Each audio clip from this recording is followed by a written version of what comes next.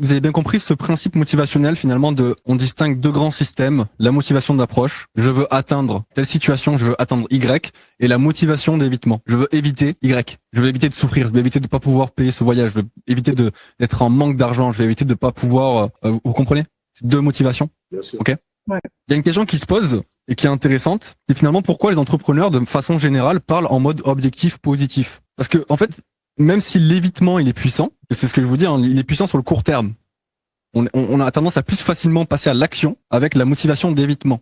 Parce qu'elle active l'amygdale. Et que l'amygdale, c'est court terme. C'est, je passe à l'action. Il y a un tigre qui me court derrière. Pas besoin de motivation sur du long terme. Je cours. J'y vais. Mais en fait, il est puissant, mais il est aussi psychologiquement plus coûteux. Par exemple, je fais ça pour pas manquer d'argent. Si je me dis ça tous les jours, c'est anxiogène. C'est anxiogène. Je vais penser au manque d'argent tous les jours. Je vais penser à ces choses-là. Ça en renvoie une image de peur, de faiblesse. Ça fatigue. Et ça peut mener dans certains cas au burn-out. On peut en parler, partager sur ce sujet, mais c'est vraiment pas cool.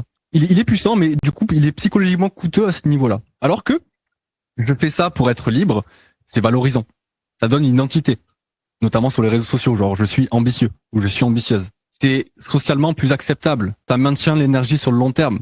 Et sachez une chose, c'est qu'il y a beaucoup de gens qui ont un moteur réel anti-douleur, donc sur cette base de motivation d'évitement, mais le traduisent en langage positif. Donc si je fais un résumé très très simple sur ce sujet, éviter une conséquence négative, c'est une motivation beaucoup plus forte à court terme.